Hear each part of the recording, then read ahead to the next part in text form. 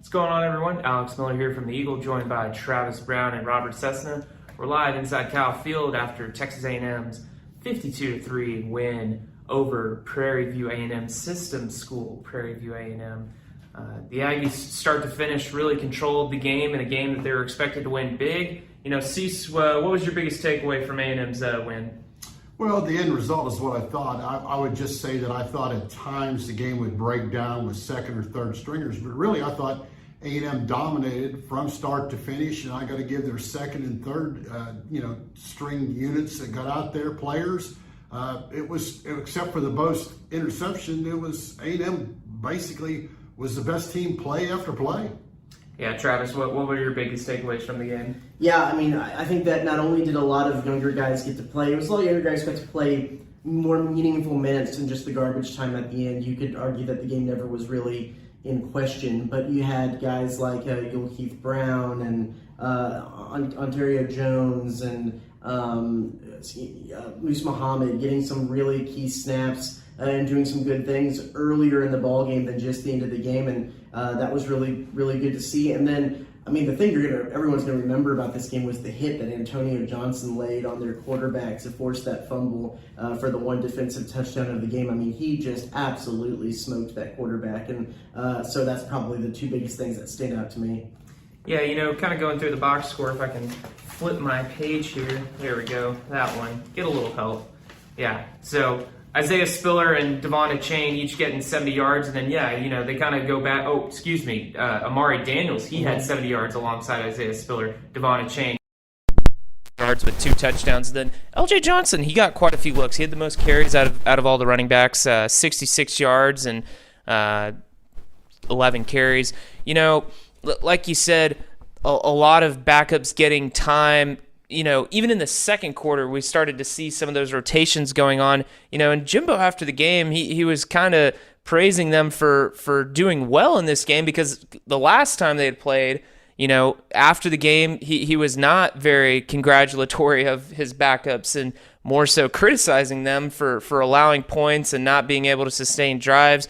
You feel like some of those guys came in with a little edge, knowing that they probably would see the field a little more today? Yeah, I mean, you got to think so. I was really impressed with Amari Daniels and what he was been able to do. He came right in, actually running behind most of the first-team offensive line there early in and picked up some really good yardage. Kind of got some injury updates today. We've known Chase Lane was out, and then Damon Demas didn't play. Travis, can you kind of give us a little update on those guys? Yeah, Damon Demas is out for the year with a leg injury. Jimbo Fisher said you have Chase Lane, who was out on the field in a boot, riding around on a scooter, dancing to the Prairie View band. So those two guys are going to be out. And part of the reason why some of those young wide receivers got so much playing time in the first half. But, those will be guys that probably you won't see again until next season. Yeah, and then Caleb Chapman, did he exit the game there midway through? Yeah, they said that Caleb Chapman might have had a little something that they might want to check on, but shouldn't be too big of a deal. And Anaya Smith they took out early and gave Muhammad the punt return duties early, just to kind of give him a rest and try to get into the LSU game as healthy as possible. And he got to learn the whole jersey swap deal. He wearing number, I think, 86 out there. So he's getting the full Anaya Smith experience. They're really taking the training wheels off of that guy. But Seth Small breaking A&M's career scoring record today. Scored a field goal and some extra points. He's up to 371, breaking Randy Bullock's record, former kicker at A&M, back in the Mike Sherman era. How would you? I know it's not a direct comparison, but how do you compare Seth Small to someone like Randy Bullock? Two guys that are now on top of the charts for A&M.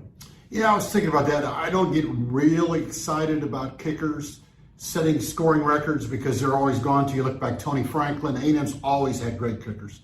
I mean, as long as you can remember, you look at punters and kickers, whether you're talking Bullock, whether you're talking Franklin, whether you're talking Small. I would say, even Lamp was a guy's name, Lambo. I mean, they've always had them.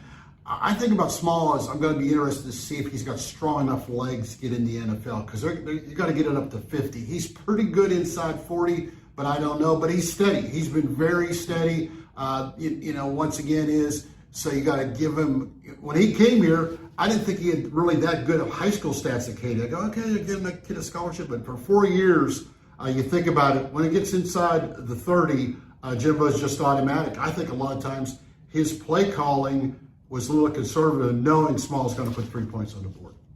Well, we'll close with this. A&M coming away with a convincing win all the way around. How does a win like this maybe help A&M as they're trying to close out this season against an LSU team that they're going to be fighting for bowl eligibility in what's going to be Ed Ogeron's grand finale at Tiger Stadium? Yeah, I think it gives them confidence. You look at the defense and how they were able to fly around, especially early in the game, getting 4 sacks, I believe, in the first 2 drives. At least I know 2 in the first drive, and were really flying around there. Wanted to pitch a shutout, Leon O'Neal said, but gave away those 3 points late. The one thing that was a little interesting to me is you have a guy in Zach Calzada who necessarily hasn't found his rhythm past that Alabama game, and they only throw the ball 15 times. He did have some really great throws. I mean, that pass to Muhammad on the fade on his back foot was just an absolutely unbelievable pass. Had a couple of crossing routes that were good, but you get in third down situations, and you look at the one time they did have to kick a field goal, the pass wasn't anywhere close. And when you get against when you've gotten against defenses that actually can hold their own, Jimbo Fisher's offense is one that you're going to face a lot of third downs because it's ball possession. They're going to run the ball. They're going to get into third and short positions. But a guy like Kellen Mond last year was usually always able to convert on third down, and that's how you keep the chains going. Zach Calzada right now is just not a guy that I am comfortable or confident with to be able to get those necessary third down yardage to keep the games going. That's kind of what's plagued them the last couple of games. I don't think I saw enough out of him in those kind of in-game reps to say that they utilized the time well with him. Cease, what do you think? Speaking of Calzada, great numbers, but he really missed a couple guys. The guy was wide open on the left, threw it high, and I don't want to dump on Calzada because you look at his numbers. It's just hard to take something out of this game because you're always taking the negatives, like, oh, the quarterback, them scrambled, he picked up 41 yards. They gave him a 100-yard rusher because the guy got 40 yards up the gut when there wasn't any linebacker there.